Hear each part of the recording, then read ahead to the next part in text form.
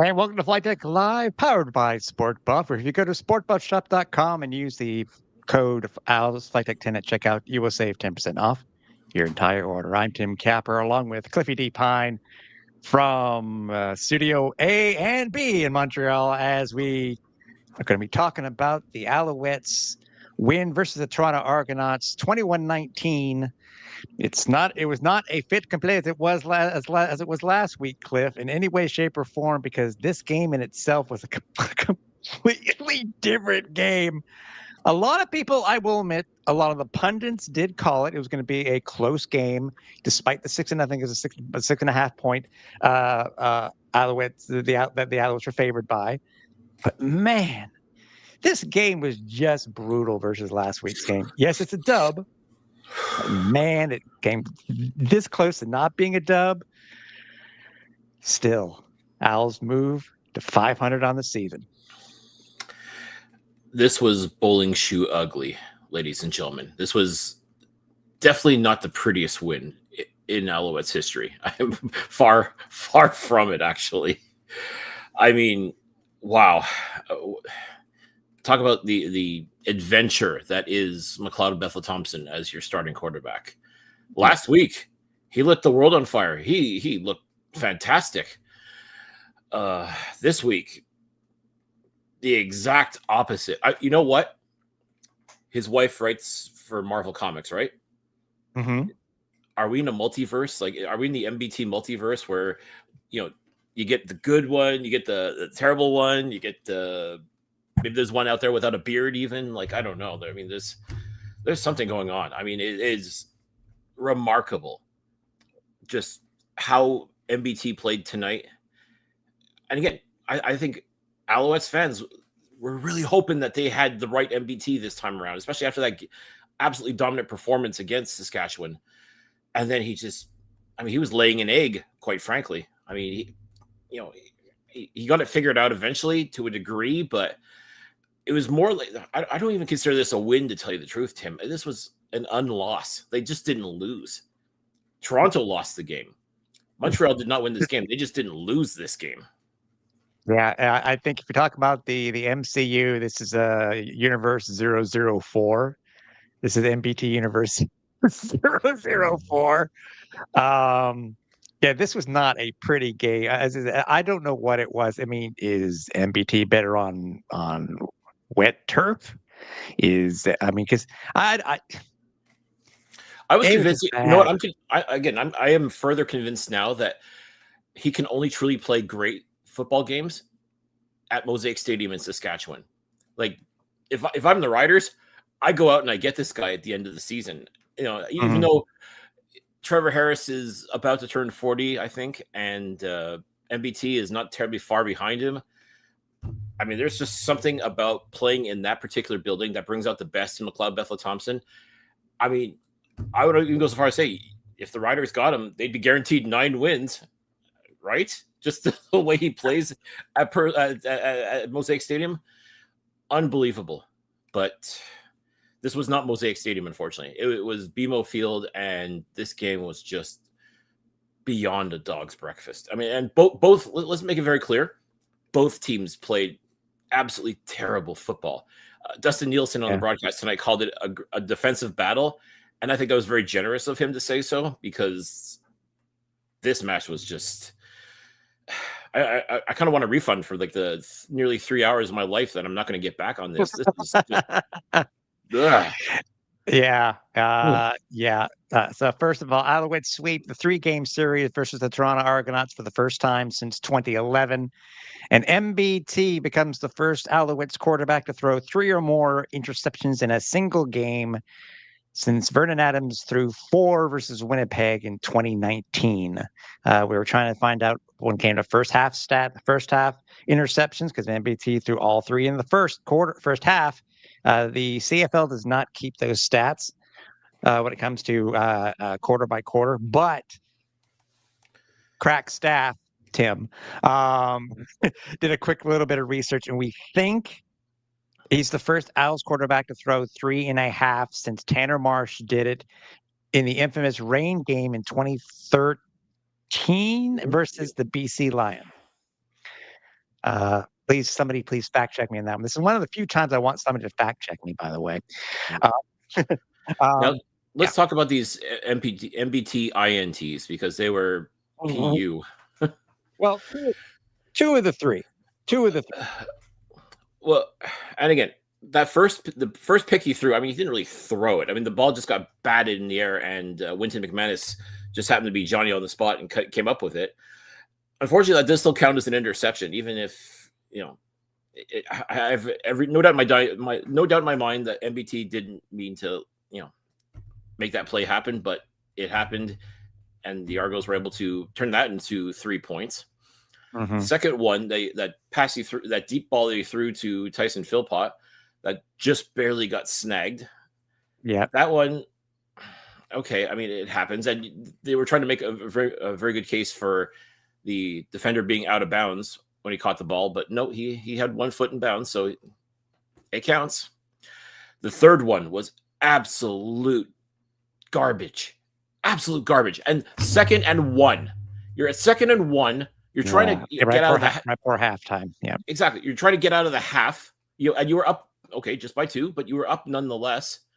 Just fall forward. What is it with this team and the inability to fall forward and get a first down?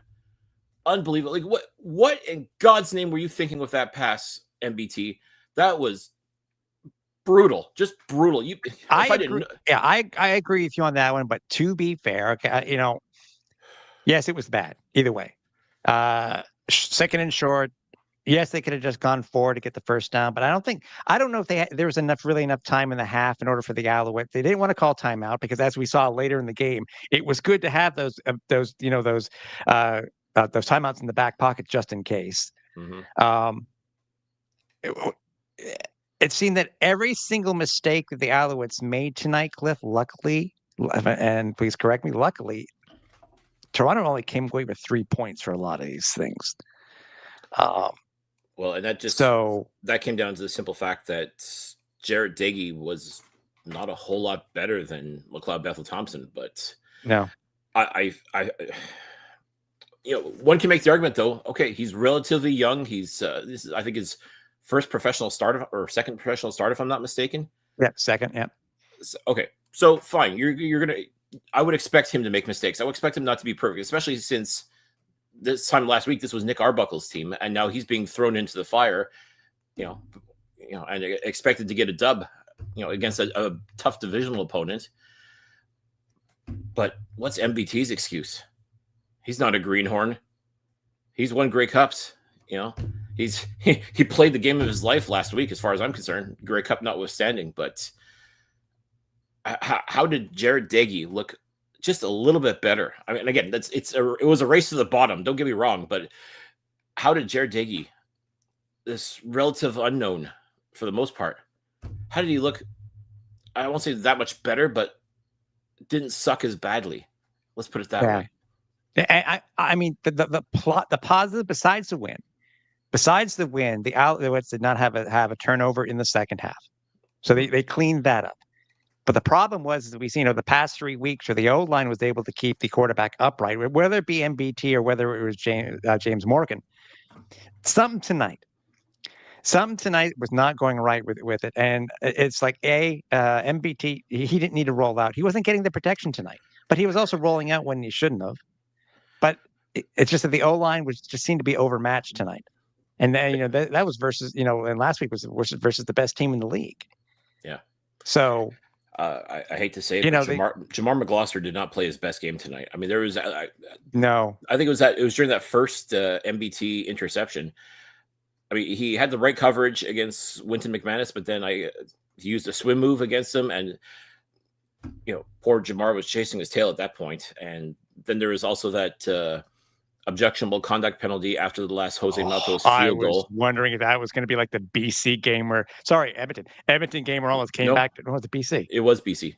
Yeah, where it almost came back to bite us in the butt. Well, during the BC game, it bit us in the butt. Oh, yeah. I was thinking it was going to be like what that happened then. A repeat performance, yeah. I mean, and listen, I mean, the Alouettes were only up by 5, and I mean, anything could have happened. I mean, just Again, not his best game tonight, and he's a good dude, and I know he's better than that. Maybe it's just a bad day at the office. I hope so for his sake, but the rest of the offensive line too, I think at times just didn't give MBT nearly enough protection. Mind you, though, he was also holding on to the ball really long too. So I mean, yeah, it goes both ways as far as I'm concerned. I mean, you got to give your quarterback protection. You got to give him time and space in the pocket to do stuff. But at the same time, when you're the quarterback, get rid of the effing ball. My God. I mean, Trevor Harris can't believe how long MBT's hold on to the ball for. Sheesh. There were a few times tonight. It was like, I agree with you. Just get rid of the ball. Now, going into this game, we had found out, when MBT was put on the 6-game injured list, and it was out for 3 weeks, that he had been dealing with some things with his elbow. Okay, which came as a surprise to everybody, I think, in the CFL and in Alouettes Nation and within the local media. Then we hear the first question, I think, if I'm not mistaken, for the first day of practice this week on Tuesday was about MBT. He didn't practice the entire day on Tuesday. And Coach Moss said, he did enough for the day. It put that thought in the back of my head, Cliff. Now, seeing him sling it tonight, as far as he did, it seemed to be good, because this was a different MBT. His first couple of starts when he was hurt. He looked so. Kind of put it aside a little bit on my concerns, but man, I think that, and I saw it a few times tonight from people we were chatting back and forth with. I don't know if you did the same thing too. Is that and Whittaker wasn't made a big deal about it, but Davis Alexander was quietly taken off since his 6-game quote unquote expired, because he wasn't extended. Mm-hmm. But Davis Alexander was quietly put on the 1 game for this week. Right. Quietly. I mean, we're not even talking a Friday afternoon press release dump. Not even that. I mean, we were talking nada. Yeah. So also too, on Didzio Ormajos' Twitter X account, he actually posted a video of Davis was actually taking some reps in practice, as far as like he wasn't dressed or anything like that, but he was actually out on the field at BMO Field, I guess, testing out his hamstring and seeing, with a few throws and a couple moves, and seeing how his mobility is, and that, like, again, a positive sign, because if you're doing that, that means you are that much closer to getting back to playing. And again, folks, I'll still say it though. I mean, even if he looks good, even if he says he's 100% ready to go, I still want him at 200%. And that's despite the effort that was given tonight by, and again, I don't want to pile just on MBT, because again, you win as a team, you lose as a team. It really is a team effort. But the guys that stepped up when they had to, they did. But there's just a lot of glaring mistakes, and everybody's got to share in that, unfortunately. Oh, 100%, dude, 100%. And it wasn't perfect at all. I mean, we'll go through the stats here, obviously. But it's, it's funny. It was not, last week it was almost perfect. This week was just downright scary. And considering the game that they played last week, I mean, it's just, but I mean, I don't know where else to go with this. I mean, yes, it's a plus. They're 7-7 now, waiting to see what happens tomorrow in the Hall of Fame game with Hamilton. It's very possible the Owls could pull within 2 points. The issue is that Hamilton won the season series. But it pulls the Owls, even closer to being able to clinch a playoff spot. But it also does give that bit of cushion between themselves and Toronto, as far as trying to secure second place as well. I mean, yeah, and that's going to be key. That's going to be crucial, ladies and gentlemen, is because second place team in the East does host a playoff game. They do host the Eastern semifinal. And whether it's against another Eastern team or the Western team crosses over, it still happens in the home stadium of the number 2 team, which, again, if it's playoffs for tomorrow, that Eastern semifinal would be played at Percival Molson Stadium. Yeah, that is true. That is true. I mean, despite the lackluster game tonight, because it was an ugly game. The score was indicative of it. I mean, a change too, and maybe I don't know if it's the Owls won the toss and decided to kick the ball, which is not usually a normal thing that we see from Coach Moss. Maybe trying to gain momentum when it came to what happened last week. I don't know, but I thought that was weird.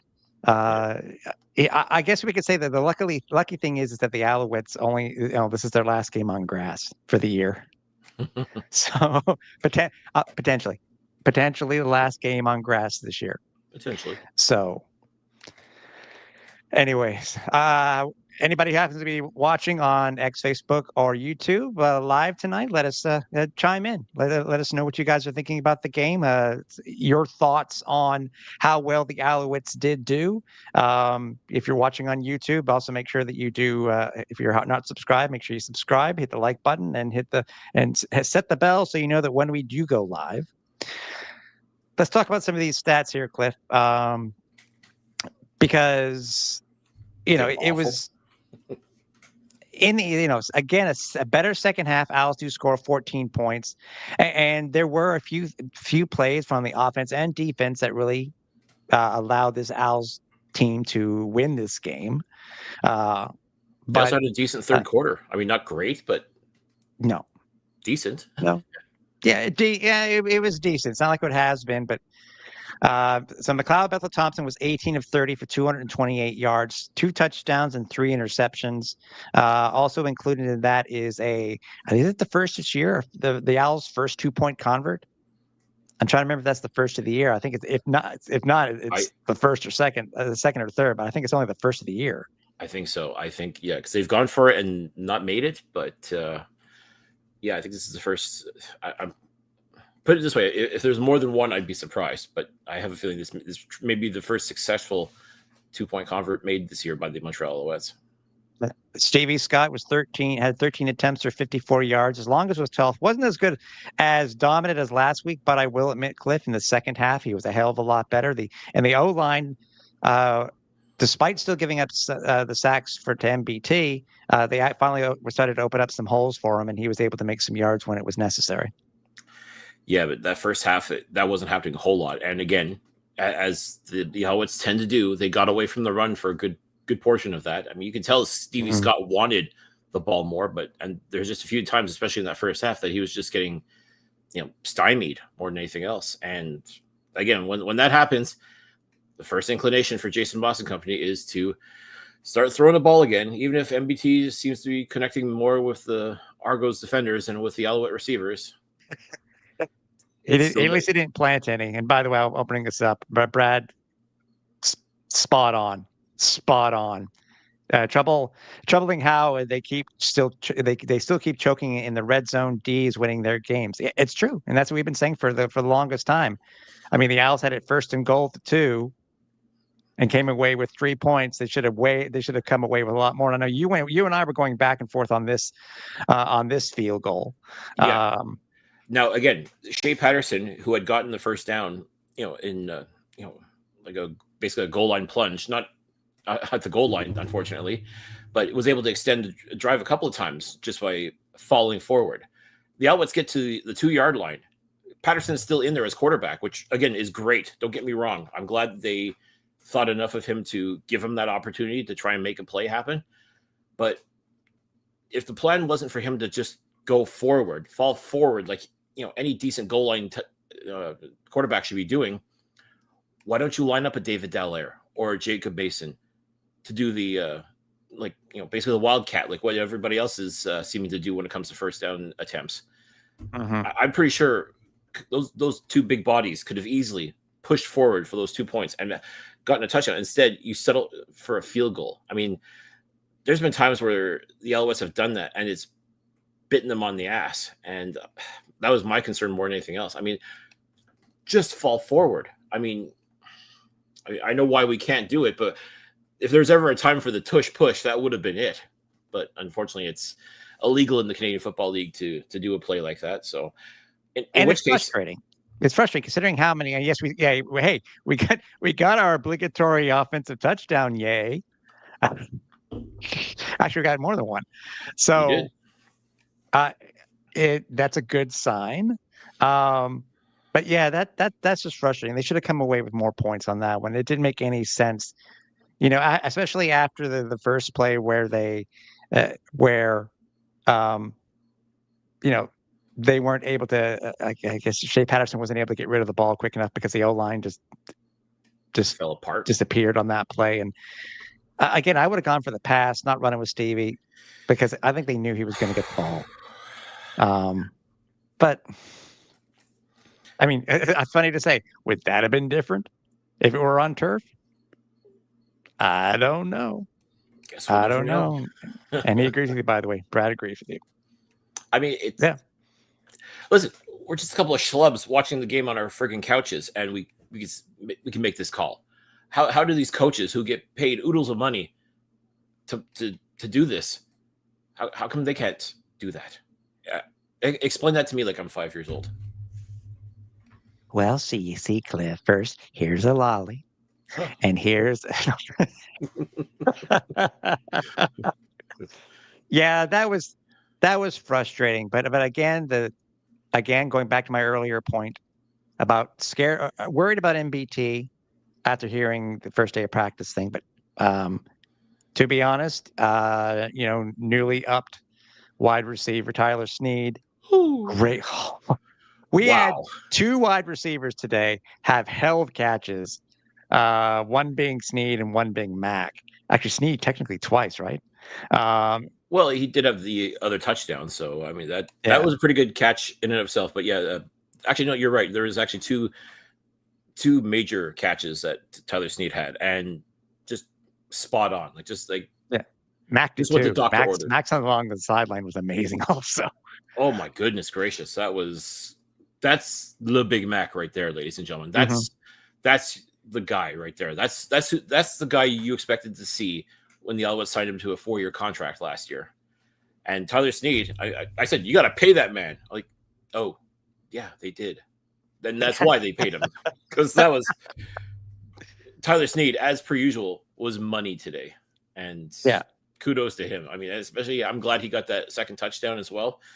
Just keep stacking those, padding those stats. Just keep, making those plays happen. I'm telling you right there. I'm gonna call it right now. That's your MOP candidate for the Montreal Alouettes is Tyler Snead. I agree with you. Yeah, Cahoon 3.0 is the most outstanding player on this Alouettes team right now. That same drive, which was aided by a DPI on Charleston Rambo. I want your thoughts on that, because I understand that the guys in the booth on TSN have different looks to it.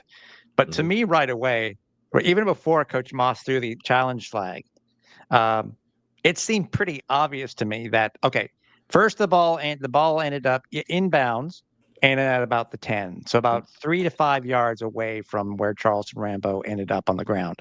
Yeah. But to me, it was obvious with the Argos defender pushing off on him, and I don't think Rambo embellished in any way, shape, or form, because I think he was pushed. Rambo lost his footing then, and then they both went. He went down, then the receiver went down. I don't know why they were questioning that call, because to me, I think it was spot on. I don't think there was anything controversial about it. If any Argos fans think that, I think it was a spot on call. I'm sure Argos fans will definitely argue that one. And Glenn Suter is a defensive guy, so I mean, I can see him more leaning towards trying to favor the defensive player in a spot like that. He's going to maybe favor the defensive player just a little bit more. I get it, but you know what? You're right. I mean, it was very close. It was extremely close, to tell you the truth. I agree with you. I don't think Rambo embellished at all. I mean, I think he just played it through, and just that it was just enough. Like, there's a little bit of hand fighting in there, but there was just enough from the defender that, again, he was just making that enough of that motion, enough for it, clearly for somebody up in the booth to radio down to Jason Moss and say, hey, throw the flag, because that's PI right there. And the replay center agrees. And Toronto fans, I'm sure, don't like it. I'm sure a lot of people thought maybe, that was a dive by Rambo, but no. I mean, sometimes you can tell when someone's diving or trying to, be a little theatrical about it to try and, make their case a little more solid. Right. But I did not see any indication of that from Rambo at all tonight. No, me neither. Brad chimes in again. He goes, weird thing is that AC is the OC. No one in the media seems to know, but everybody implies Moss is actually calling all the plays, and no one really questions it. I thought what we had heard is that really Moss does call the plays. AC is like the bird in the sky. Yeah, that's always been my impression. Are we wrong? From every indication I've ever gotten from Jason Moss, Danny Machocha, and everybody else on the coaching staff, Moss is the play caller. AC comes up with the plays. AC is the one who designs the playbook, but ultimately Moss has the final say when it comes to which plays get run. Yeah. By the way, speaking of the replay center, on Wesley Sutton's game-clinching interception, would that have been DPI on Sutton if the Argos had if they had a timeout left? Guess we'll never know. Funny, for the second week in a row, Wesley Sutton is involved in a bit of controversy when it comes to one of his interceptions. I don't have an explanation for it. I wish I did, but again, bang bang plays. And let's face it, Wesley is very good at those. He can make those happen like that. Last week wasn't controversial. You and I both know this. I understand. Yes. The guys at Flightdeck Live are biased. That was not a controversial interception. That was a clean interception. It was. This one, after seeing the replay, I will just say this, and I could be wrong because we don't know what the replay center would have said. I think the Alouettes may have been gifted trying to block a field goal attempt by Laram Hiralahu. Whatever works.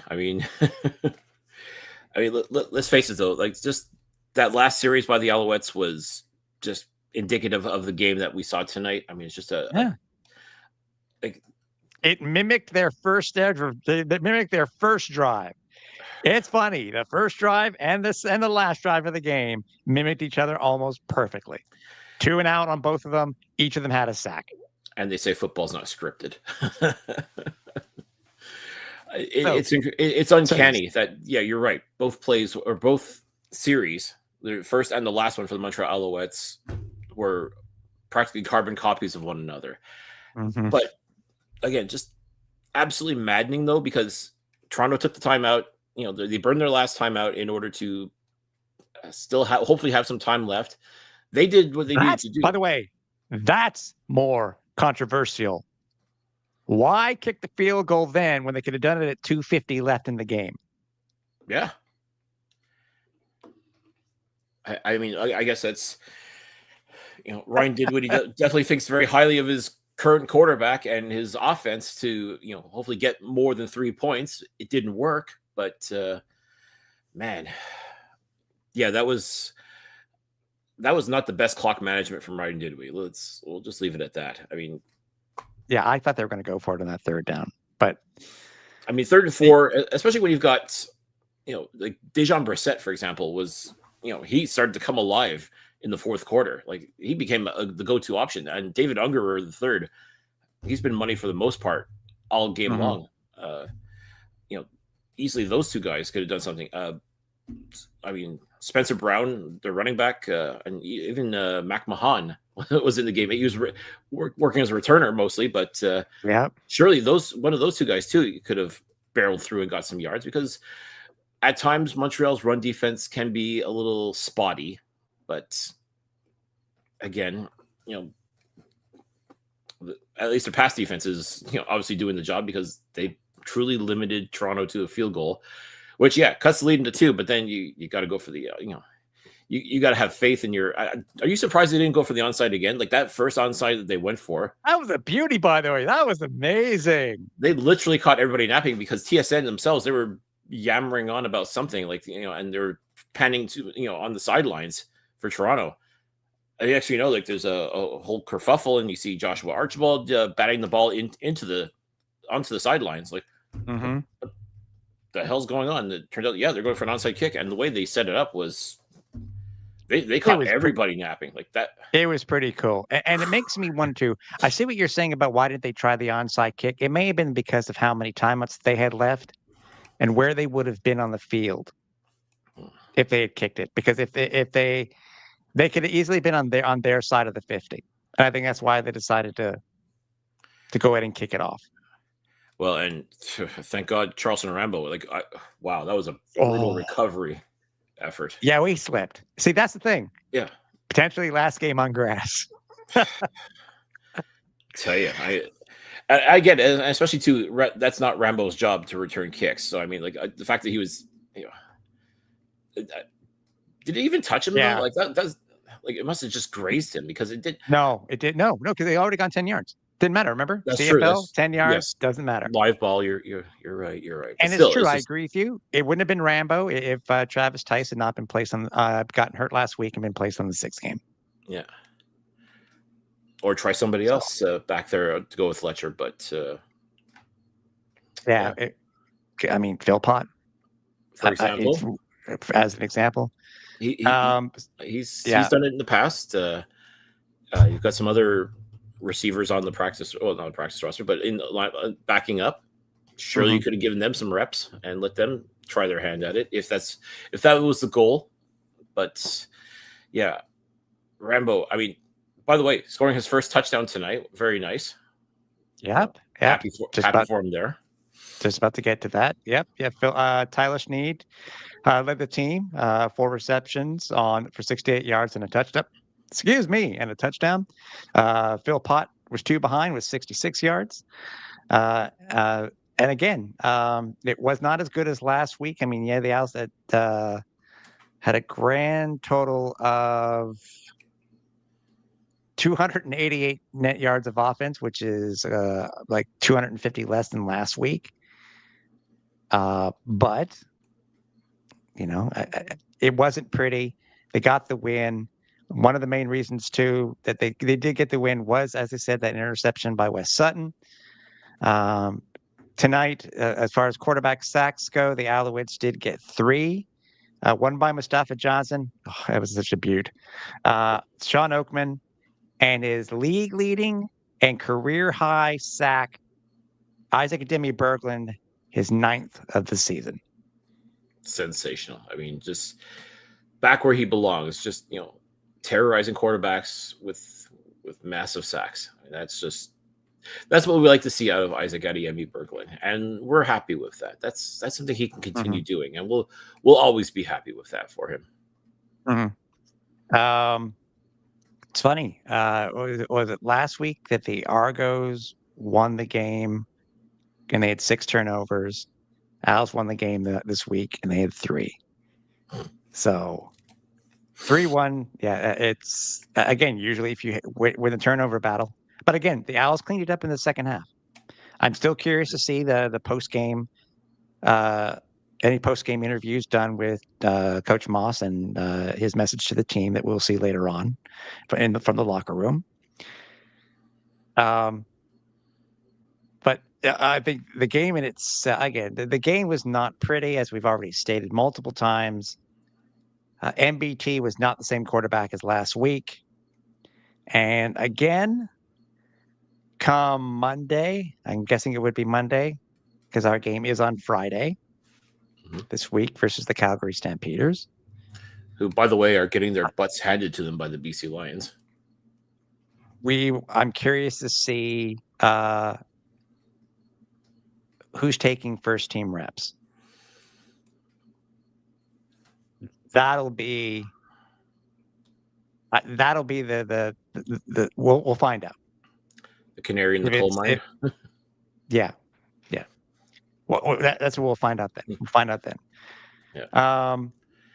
What else? What else can we talk about? This? I mean, I said, as I said, over the past couple of weeks, and it's indicative of how well you're doing. I mean, the Owls they were 47.8% on second downs, Cliff. Toronto is at 30.4. Yeesh.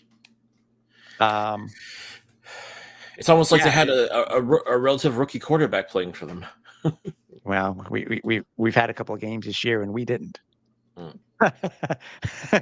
it was just as bad. You do remember the streak of going through 6 games with only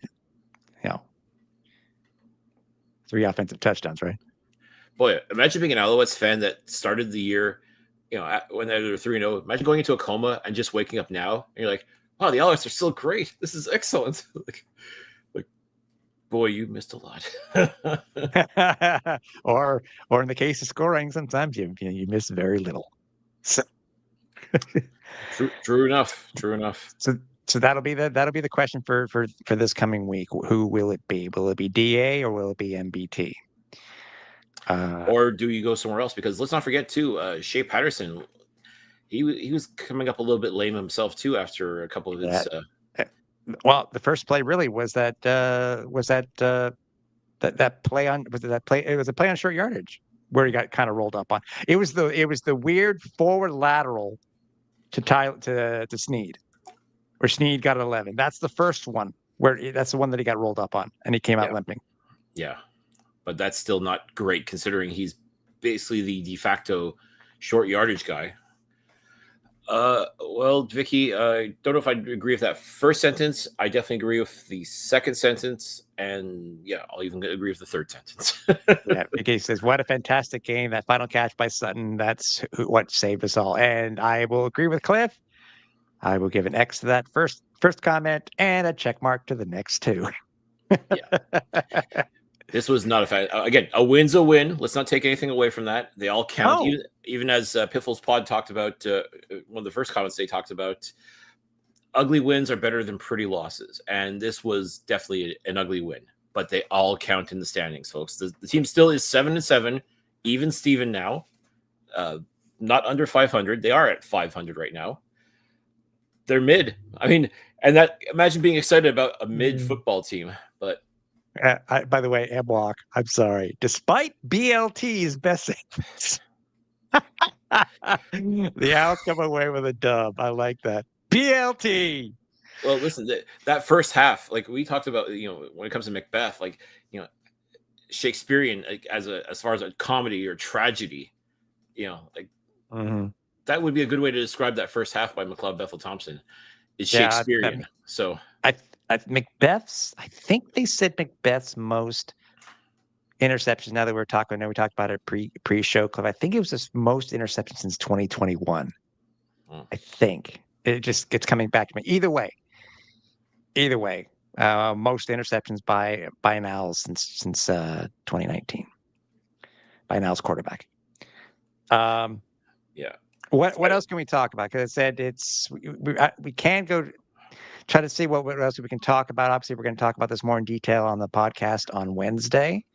And by the way, did anybody happen to notice that that our fans and our listeners and our viewers got not 1 but 2 shows this week? And we hope that we will have to go back because I don't remember this happening, Cliff. And I believe this for the podcast on Wednesday, but I have to mention it now. You had a game going on, tonight. You had the CFL's Hall of Fame induction ceremony going on tonight. Streamed, I think. I don't know. I think.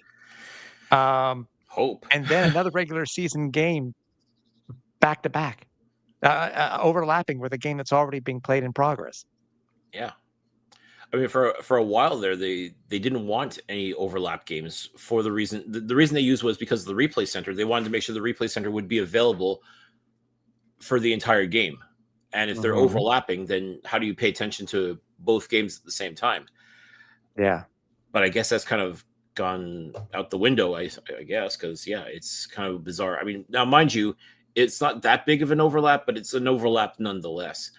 And it's almost kind of insulting that the Hall of Fame ceremony is going on. What's going on too during this Alouettes Argonauts game? And it was on CFL Plus tonight, by the way. So it was on It was on CFL Plus.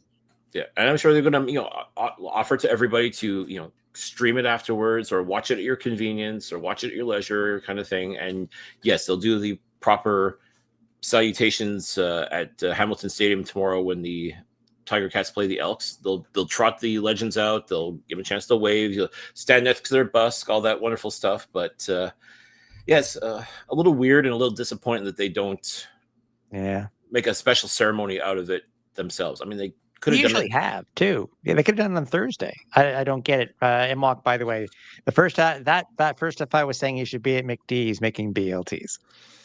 You're not wrong. I mean, or working for Pillsbury because turnovers. Yeah. Let's see. Sorry, I jumped ahead here. Sorry about this. Did it again. Sorry, Brad. The Brian True interview was terrific. Thanks for the special pod. Greatly appreciated. Also, I do want to thank it. We did get kind of a retweet of it. Alouettes communications director Joey Alfieri actually did retweet that it was available. So thank you for that. That was greatly appreciated. Very kind. Yes. Yeah. MWalk, that must be why the replay center missed that play when the ref spotted Toronto 2 inches from the line to gain when the guy was tackled 2 yards back. You know what? Hold on. You've never heard of the Argos bounce? That's basically, They had the sky cam tonight. By the way, I hear that type of stuff, and I don't know if anybody's seen it. And I'm not dating myself. It was it OU versus South Carolina, where it was a blatant first down given to South Carolina, and on the next play they just get rocked and turn the ball right back. Am I right on the teams? It was in a bowl game. I think so. Yeah, it wasn't that blatant because that one was blatant. I mean, I swear the rest are being paid off. But anybody who hasn't seen it, go search for South Carolina Bowl first down play, something like that, and it's mind blown for sure. Yeah, this instance here though was practically egregious, but okay. Considering that they had the sky again, they had the sky cam. If you have the sky cam, use it to your advantage. Not to mention too, the replay center likes to call down, intermittently for penalties and whatnot, corrections. I mean, that's supposed to be what they're there for, but I just gotta. It just came in. It says that the sky cam was out of position, like the Sirius XM satellite. Alrighty. That's their story and they're sticking to it. There you go. Yeah, sometimes I question some stuff, especially again, you have the sky cam tonight. Why? CJ, excellent victory, but very close tonight for our boys in TO, and especially bravo to Wesley Sutton for his interception, but finally to Toronto's offense threat at the end of the game. Yeah, and again, we saw this last week. Toronto, the Elks, I'm sure they thought they did just enough to get the win, but Toronto said no, we're not done yet. And again, as long as you've got Liram Hairulahu kicking for you, a 50-yarder is like a chip shot for him practically. There it is. Mind you, Replay center was out on a smoke break. Oh, there you go. Hey, they must be unionized then. That's it. But Liram Hairulahu, he bricked a couple today. I mean, wasn't his best day either. But I mean, no, and one was on purpose on that onside kick. But that was the best one of the best brick of the night. Listen, if you're gonna f up royally, I mean, and that was almost pulling a Homer Simpson. It was just succeed despite idiocy, but it didn't quite work. But like this wasn't the best effort from Liram Hairulahu, but he still always remains a threat. I mean, for him, a 50-yarder is usually not an issue. I mean, some field goal kickers couldn't hit the broadside of a barn, but Liram Hairulahu is always dangerous. But you got to get him into field goal range, and even if his field goal range is 50 plus, you still got to do it. And again, CJ's right. Thank God for Wesley Sutton snagging that ball out of the air and basically sealing this game for the Montreal Alouettes. Yeah, no, I agree. I mean, it's It's one of those times where the Owls defense came through. It's been a while that we've had an interception, and it was the last couple of interceptions that the Alouettes have been those spectacular type of interceptions where it's not just simple as boink and they got it. Again, aside where possibly it was DPI, Owls still have the win, but it was still a great. I mean, again, right? It's as if he knew where the ball was coming. It's as if he knew. It's like he's a professional football player who's played this game for several years and helped this team win a Grey Cup. Who knew? Who knew? Yeah. Major props to Wesley, though. And I'm glad you brought this up, Denis. Because, again, you're talking about settling for field goals, offensive linemen with boneheaded misconduct penalties. I mean, this last-second drama, but you're right. This time around, the football gods were smiling on the Montreal Alouettes. I think they wanted the Alouettes to have that season series sweep against the Argos and come out of BMO Field with the dub. Yeah, Denny said at the end, and it was reminding me of the home game against BC. That time we ended up on top. Yeah, I agree. Okay. Disagree with this comment by Denny. He gives us a good one. He comes back with this one. He goes, the W probably means an extra week off for Davis, but we need him back so bad. I completely disagree with this. And as I was saying earlier, Denny, I don't know if you'd heard it, is that the Alouettes sneakily put Davis Alexander on the 1 game. He's not on the 6 game anymore. They didn't extend him because they easily could have done that. Yep. But he was sneakily put onto the 1 game injured list for this week, which means to me, at least to me, I'm sure Cliff might agree, that he is literally this close to coming off. Well, between that and as I mentioned earlier on Didier's Twitter feed, he posted a video of Davis actually out there in civvies, but he was still out there, trying some passes out, doing his 2-3 step drops and moving around, like really testing out the hamstrings to see, how it's feeling and all that. And again, I know you really can't tell too much from a 30-second video on Twitter, but at the same time, the fact that he's doing that, like going to a road game, one, to support his teammates and to be that leader that we keep saying that he's going to be, just for him to go out there and really try himself out, like really see, okay, how am I feeling? Do I feel good? Do I feel like I can be on the field at some point? To me, that's a very telling, a very positive sign that it really will be just a matter of when big play DA comes back as opposed to if he will come back. Again, we cannot rush him by no means can the Montreal Alouettes rush him back. But if he is at that point where he's feeling really good, I keep saying it and I'll say it until I'm blue in the face. If he's 200%, you start him without question. But if he's just at 100%, still err on the side of caution. I mean, MBT did not play his best game tonight.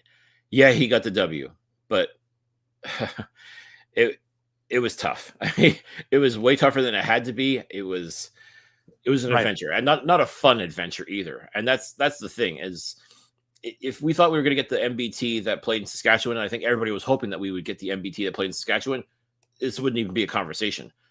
The fact that we got the MBT that we've seen against BC, against Edmonton, and so on, like the terrible MBT we saw tonight. I mean, he did get some nice throws in. He did score some touchdowns. But, I mean, like, it almost felt like for every boneheaded play, there was something amazing. That just puts you at 50-50 as far as I'm concerned. I mean, it's just that Jekyll and Hyde thing that we keep talking about. Like just which MBT is going to show up. And you don't want those questions. Those are not the questions you want from any of your starting quarterbacks, is if like good or bad. Like simply put, MBT's got to be better. I don't think anything is guaranteed as far as his next start, especially against Calgary. As I said, right now they're kind of being manhandled right now by the BC Lions, but more often than not, when that happens, when Vernon Adams, plays a less than stellar game, he comes back just a little bit more pissed off and a little more desperate to showcase what he can do, which means he'd be doing that against the Montreal Alouettes. And you know that he's always motivated to come back to Montreal and play. Even though he's got nothing but love for the people here and even for the organization, there's still always going to be that little part of him who's like, you know what? you threw me out with the trash. I'm going to show you. And based on how things are right now, unless Calgary can come make a monumental comeback and get the dub, I think we'll be seeing a pissed off Vernon Adams and an even more pissed off Calgary Stampeders team come into Percival Molson Stadium. Yeah. And Mark was saying, what's the benefit of moving him to DA to the 1 game versus just extending him on the 6th? I'm pretty sure that they can just take the guy out the 6th game whenever they want, right? There are limitations on how many you can take. If I remember correctly, there are limitations on how many you can take off a 6th game early. Because remember, when somebody is on the 6th game, none of their salary is counted against the cap. That's the first thing. Yeah. And again, I think there's a limitation. I had to look it up. Or somebody please correct or just tell me, DM me or correct me here tonight. But I think there's a limitation on how many you can take off. And why? There's no reason to extend him on the 6th game. If he is ready or just as ready, if you think about it, it's like Davis was a healthy scratch tonight. Just like, let's see, Sean Lemon. Just like, shall I go on? Alexander Hollins.